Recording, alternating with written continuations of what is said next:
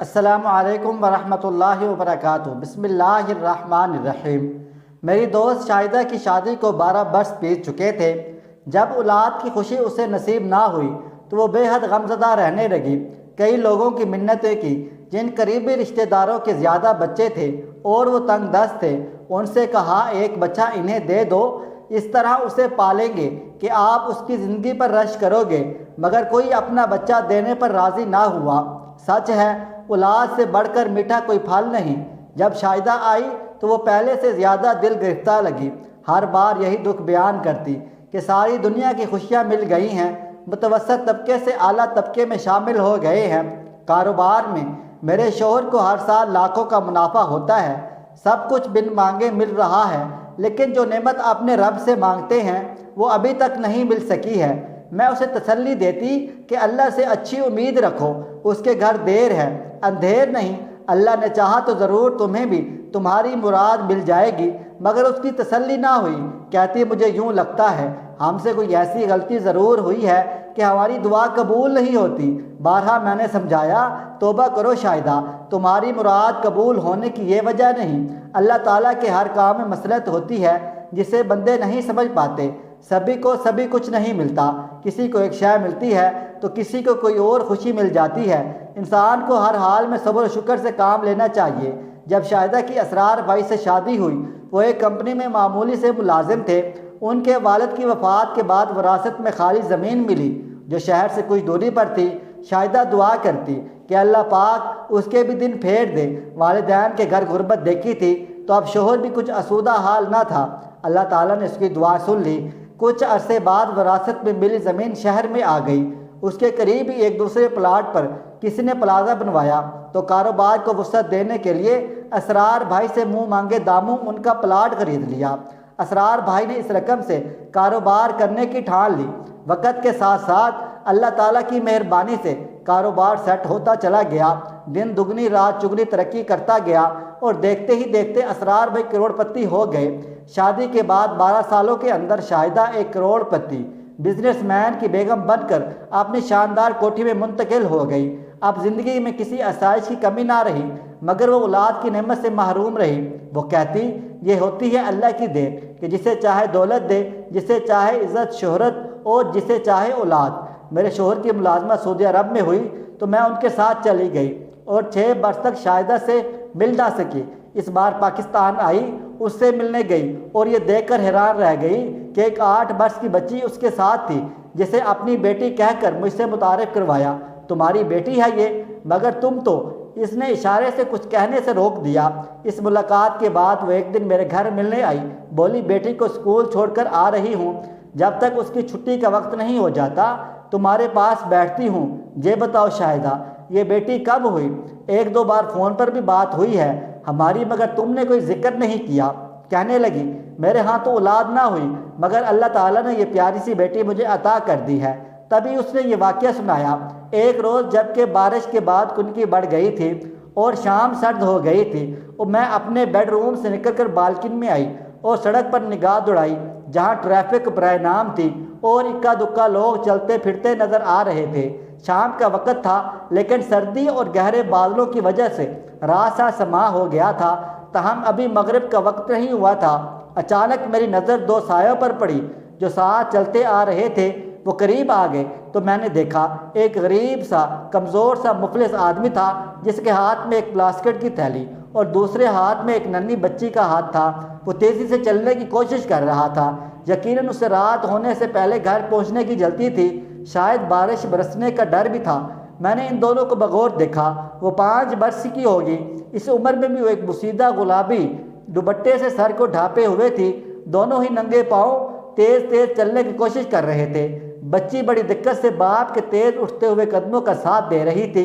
میں سوچ میں پڑ گئی کیا اس غریب کی باپ کی اتنی بھی اوقات نہیں کہ ننھی سی بچی کو جوتا پہنا کر ننگے پیروں چلنے کی تکلیف سے بچا لے۔ میں نے اپنے ایک پیر سے چپل اتاری تو فرش کی ٹھنڈک میرے جسم میں اتر گئی۔ بارش سے زمین ویسے بھی سرد ہو جاتی ہے۔ یہ تو ایک سڑک تھی جس پر جگہ جگہ پانی موجود تھا اور ایک معصوم بچی اس پر دوڑی جاتی تھی۔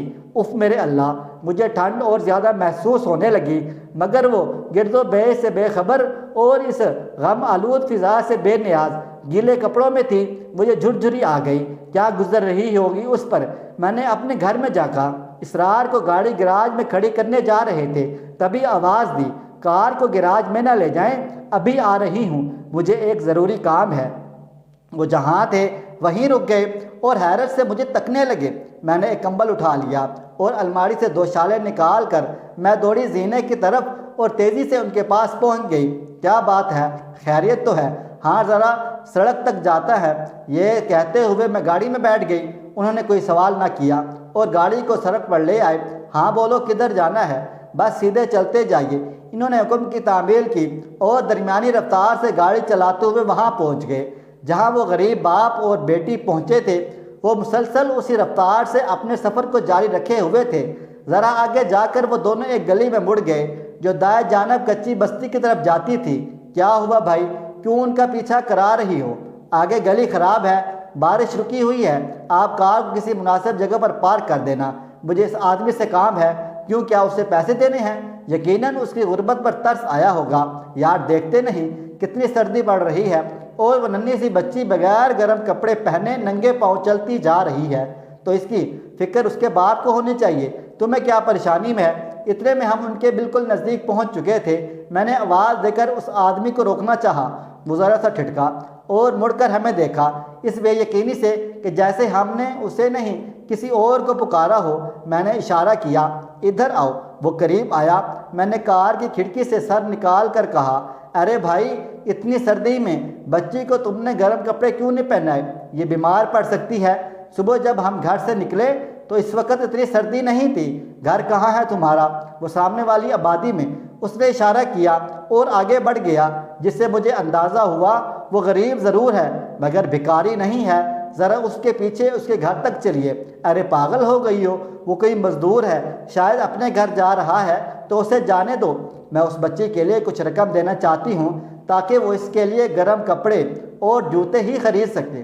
میرے پختہ ارادے کو بھانپ کر اسرار نے آگے میدان میں گاڑی روک دی اور بولے، اترو، آگے گاڑی نہیں جا سکتی۔ میں پرس اور شالوں سمیت اتر گئی، اور وہ کمبل جو تم لائی ہو وہ تم اٹھا لو پلیز۔ کچھ دیران اس کے تعاقب میں چلے، کچی آبادی میں پہنچ گئے۔ وہ ایک قریبی مکان میں چلے گئے اور میں ان کے پیچھے گھر میں گھس گئی۔ اسرار دروازے پر رک گئے۔ ایک چھوٹے سے صحن کو عبور کر کے وہ شخص سامنے بنے ہوئے کمرے میں داخل ہو گیا اور ساتھ وہ بچی بھی۔ میں دہلیز پر ٹھہر گئی۔ بی بی، آپ یہاں کیوں آئی ہیں؟ اندر آ جائیے۔ اس نے چار پائی کی جانب اشارہ کیا۔ میں بیٹھنے نہیں آئی، باہر میرے شوہر کھڑے ہیں، انہیں بھی بلا لو بی بی۔ یہ کہہ کر وہ باہر لپکا اور اسرار کو اصرار کر کے گھر میں لے آیا۔ اس کی بیوی اپنے 5 بچوں میں گھری ہوئی تھی اور مٹی کے ہانڈی سے سالن نکال کر ان بچوں کے سامنے کٹوریوں میں ڈال رہی تھی۔ اس شخص نے ہاتھ میں پکڑا ہوا شاپر بیوی کی طرف بڑھا کر کہا، لے نیک بخت، روٹیاں تو میں تنور سے لے آیا ہوں، تو نے صبح کہا تھا تیرے پاس ایک پیسہ نہیں ہے، پھر یہ رقم کہاں سے آ گئی؟ تو نے ہانڈی چڑھا لی اور سالن بھی مرغی کا، ان مہمانوں کو بھی دے دو۔ مہمانوں جتنا نہیں ہے، وہ عورت بولی، اور یہ ہیں کون؟ یہ تو میں بھی نہیں جانتا، تو ہی ان سے پوچھ لے۔ بہن، میں نے اپنے گھر کی بالکنی سے تمہاری بچی کو سردی میں بغیر گرم کپڑے کے ننگے پاؤں جاتے دیکھا تو میں اس کے لیے گرم شالیں اور کمبل لائی ہوں۔ شاید تمہارے پاس ان چیزوں کی کمی ہو۔ ہاں بیگم صاحبہ، ہم ضرورت مند تو ہیں، ہمارے پاس بہت سی چیزوں کی کمی ہے، مگر صبر و شکر کے ساتھ جی رہے ہیں۔ یہ صبح سے مزدوری پر نکلے تھے اور بیٹی کو بھی آج ساتھ لے گئے تھے کہ مزدوری ملی تو اس کے لیے چپل خرید لوں گا، مگر یہ ننگے پاؤں ہی آ گئی۔ شاید مزدوری نہیں ملی تھی، یہ سالن اور روٹی خرید لایا ہوں۔ تو نے ہی کہا تھا آج گھر میں نہ ڈھیلا ہے اور نہ پکانے کے لیے سب کچھ بھی نہیں ہے۔ صبح سے بچے بھوکے تھے، مجھ سے صبر نہ ہو سکا۔ باہر نکلی، گلی پار کی تو ایک مرغی دیوار کے ساتھ بارش میں بھیگی کھڑی تھی۔ میں نے جھپٹ کر اس کو دبوچا اور چادر میں چھپا کر گھر لے آئی، اس کو ذبح کیا اور پکا لیا۔ بی بی، تم اس کو چوری کہو گی، مگر بھوک بندے سے سب کچھ کرواتی ہے تو میرے بچوں کو حرام کا رزق کھلا رہی ہے، جبکہ محنت کر کے حلال کی کما کر روزی لاتا ہوں۔ تم نے بہت دیر کر دی، بچوں سے صبر نہیں ہو رہا تھا، میں کیا کرتی؟ ہمارے پڑوسی ہم سے زیادہ غریب ہیں، پھر روز کون کسی کو ادھار دیتا ہے؟ بارش ہو گئی تو اس سے بچنے کے لیے ایک مکان کے چھجے تلے بیٹھ گئے تھے، مگر تو بے صبری کرتی ہے، ذرا سا بھی صبر نہ کیا۔ صبر کی بھی تو ایک حد ہوتی ہے۔ وہ دونوں ہماری موجودگی سے بے نیاز آپس میں الجھ پڑے تھے۔ مرد کا کہنا تھا جو کھانا اس کی بیوی نے بنایا ہے وہ حلال نہیں ہے، اور بیوی مجبوری ظاہر کر رہی تھی۔ اس نے کہا تبھی تو میں نے ان مہمانوں کو نہیں دیا، ورنہ سالن ہے ہانڈی میں۔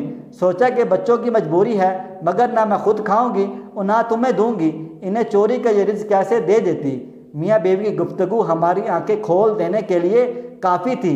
میرے میاں نے ان سے کہا ہم بے اولاد ہیں اور تم سے غربت کی وجہ سے ان کا پیٹ بھرنے نہیں دیا جاتا، کیا ایسا ہو سکتا ہے؟ تم اپنا بچہ گود دے دو اور اس کے بدلے ہم تمہارے باقی بچوں کے لیے ہر ماہ راشن دے دیا کریں۔ دیکھو یہ سودا مہنگا نہیں ہے، میرے شوہر کا بہت بڑا کاروبار ہے، ہمیں اپنا گھر دکھا دو بی بی، پھر بات کریں گے۔ میں انہیں کمبل، شالیں اور کچھ رقم دی اور کہا اچھا تیار رہنا، میں کل پھر آؤں گی۔ اگلے روز موسم بہتر ہو گیا تو میں اس مزدور کے گھر چلی گئی۔ اس کی بیوی میرے ساتھ آ گئی، میرا گھر دیکھا اور بولی مجھے کام پر رکھ لو، بچی کے بارے میں بعد میں بات کر لیں گے۔ ٹھیک ہے، میں نے کہا تمہارا کیا نام ہے؟ اس نے کہا زلیخا۔ زلیخا تم کل سے کام پر آ جانا۔ جی آ جاؤں گی، مگر 4 گھنٹے سے زیادہ وقت نہیں دے سکتی، میرے بچے گھر میں اکیلے ہوں گے۔ ٹھیک ہے زلیخا۔ یوں وہ روزانہ صبح 10 بجے آ جاتی اور 2 بجے کچن کا کام نمٹا کر لوٹ جاتی۔ میں باقاعدگی سے کھانا اس کے ساتھ کر دیتی تھی کہ بچوں کو کھلا دینا۔ 2 ماہ اس نے ہمارے گھر کام کیا اور پھر اپنی اس بچی کو مجھے سونپنے کا فیصلہ کر لیا، جسے میں نے باپ کے ساتھ سڑک پر جاتے ہوئے دیکھا تھا۔ بچی وہ 2 ماہ تک اپنے ساتھ لاتی رہی، جس کا نام ریحانہ تھا، اور وہ میرے گھر اور مجھ سے اچھی طرح مانوس ہو چکی تھی۔ میاں بیوی نے ریحانہ کو ہمارے سپرد کر دیا۔ اس کی گوری رنگت اچھی غذا کے باعث نکھر گئی، آنکھیں روشن ہو گئی جیسے 2 چمکتے ستارے ہوں۔ ریحانہ کے بال سنہری تھے اور آنکھیں نیلی، رنگت بھی تر و تازہ گلاب جیسی تھی۔ وہ عمدہ اور خوبصورت لباس میں کسی امیر گھر کی بچی نظر آنے لگی۔ شاہدہ نے پہلے اسے گھر پر خود پڑھایا، پھر اسکول میں داخل کرا دیا۔ بولی اللہ تعالیٰ نے مجھے ایک بیٹی عطا کر دی ہے۔ اس کی شکر گزاری اس طرح ہم نے کی کہ ریحانہ کے والدین کو ایک اور پکا کمرہ، کچن اور واش روم بنوا دیا، پنکھے لگوا دیے اور پانی کا انتظام نلوں کے ذریعے کرا دیا۔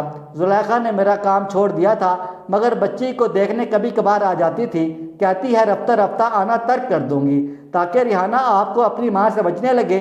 روز روز ملنے آؤں گی تو میری آس رکھے گی اور آپ کی نہیں بن پائے گی۔ اس نے ایسا ہی کیا۔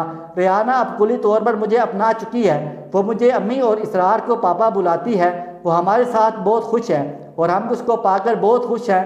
وہ بہت اچھی بچی ہے، اس کے ماں باپ سکون سے ہیں، کبھی کبھی آ جاتے ہیں، مگر کبھی ایک دن کے لیے بھی اپنے ساتھ نہیں لے کر گئے۔